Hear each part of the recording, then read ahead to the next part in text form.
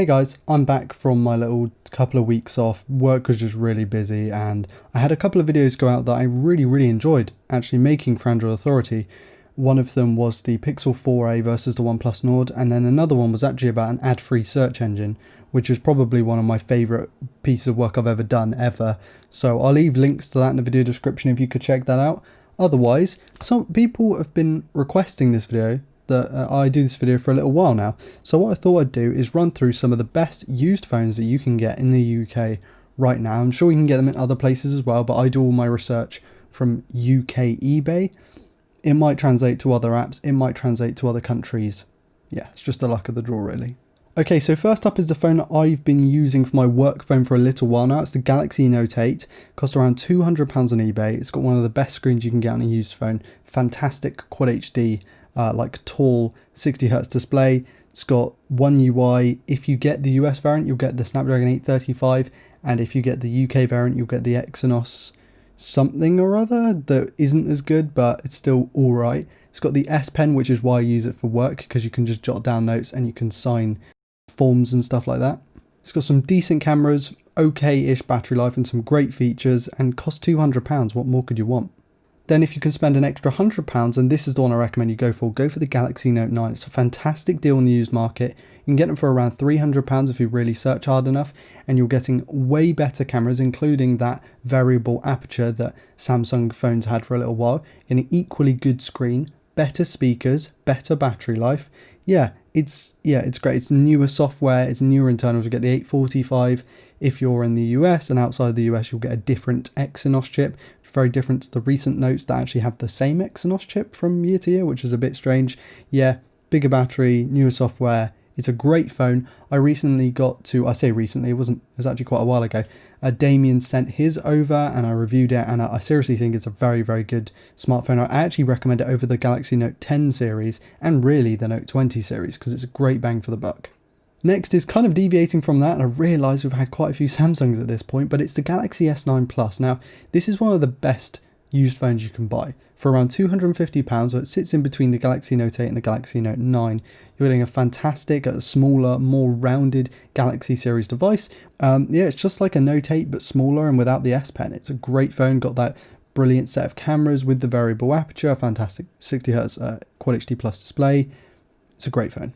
Next up is a phone that I suppose a lot of people might not be expecting. It's actually the LG V40 ThinQ. Now, this is a little bit harder to find in the UK, but I found them for around £300, so about the same as the Galaxy Note 9.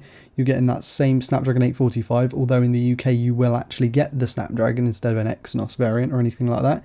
I recently did a Redux episode of this smartphone on Android Authority. I'll leave a link to that also in the video description. Really fun video. It's a great smartphone. It's got the quad DAC for headphones, which sound absolutely fantastic. That's something I didn't mention about the other phones. They all come with headphone ports. It's got a great quad DAC, good set of cameras, great screen, and if you put a custom ROM on it as well, you're going to get even more out of the smartphone. So a fantastic device there. Next up is the Huawei P20 Pro. Now this is a great phone for £200. I couldn't believe you could get them for £200. You're getting a fantastic camera, good-ish software. I actually really like EMUI. It comes with a lot of features. There are a few bloat applications here and there, but they're generally not that bad, and they're actually really helpful sometimes. You get a really nice build quality, great screen, fantastic battery life as per typical Huawei, great charging, all-rounder. It's just fantastic. And I'm not going to mention the P30 Pro in this list, but the P20 Pro does come with the Google Play services, as does the P30 Pro. So you don't really have to worry about anything like that. You can just straight up have the Google Play services with the Google Play Store and all of your Google applications. You don't have to worry about it. Fantastic smartphone. China spying on us. Sure, Google have been spying on us for years. Who cares? The same kind of translates to one of my favourite phones of all time, which is the Huawei Mate 20 Pro. It's essentially the same as the P20 Pro in how good it is, but it's got a way better screen. It's got a newer chipset, slightly better cameras, better battery, better performance. It's just overall like a slightly better phone in every way, and it cost a smidge more. It cost about £50 more, and yeah, again, it's one of my favorites of all time. I reviewed it near enough when it came out, like a few months after it came out. Then I also did a Redux. I'm not sure if I did an episode or I did an article for Android Authority on it. I've used it several times thanks to Damien Wilde again for letting me borrow that phone. Fantastic phone, have a lot of good memories with that phone, lots of good photos. You can take loads of really great photos with that thing. It's just got a mental camera and it lasts you all day regardless of what you're doing on it. Next is another one that I've owned personally. It's the iPhone 10. Now, I didn't realise, but you could get these on eBay for £350. That's cheaper than the iPhone SE, and granted, you don't get quite as good a camera or the system on chip. You're still getting a few years of support. It's 2.5 years old and it started at £1,000. So the fact that in 2 years it's dropped under half of its value is crazy. It has great stereo speakers, it has Force Touch, which is something I actually very much miss on my iPhone 11. It's a fantastic piece of technology. The battery life's okay, performance is still going to be fantastic. Software support again is going to last a fair while. It's got a great screen, great performance, it's a great all-rounder, and probably my favourite thing is it's got the best form factor. So you're getting that same form factor as the iPhone XS and the 11 Pro, which I think is fantastic. The 5.8-inch form factor fits in pretty much everyone's hands. You don't need massive pockets to carry it around safely, and you could put a case on it and still not make it that huge. And that rounds out our list of used smartphones in 2020 from the UK, from eBay UK. So yeah, they're going to be different prices on different marketplaces in different parts of the world, so prices may vary there. However, I kind of went with the average to low price that you could get these smartphones for.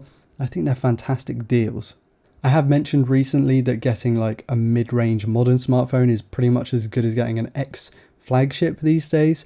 And it's kind of crazy, like I recently reviewed the OnePlus Nord and I've actually got the Pixel 4a in it for work at the moment, so I can't show you anything on this channel.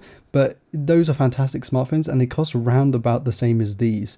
And you're getting newer software, probably longer software support, better cameras in most cases, better screens, new features. It's pretty nuts. I'm surprised I didn't put a OnePlus on this list. I usually do, but because I have put them on lists in the past, I kind of wanted to leave them out for this one. And I'm mostly stuck to Samsung, Huawei, and LG and Apple. Anyway, I'm going to clock out here. Thank you all so much for watching. Look forward to my newer videos coming out very soon. I'm sorry if they're a little bit delayed, but work has been super busy recently. So please do like, dislike, comment, and subscribe if you're new around here to never miss a video like this one. And also check out all my social media links that will be in the video description below. I've been Ryan Thomas, and I'll catch you later. Peace.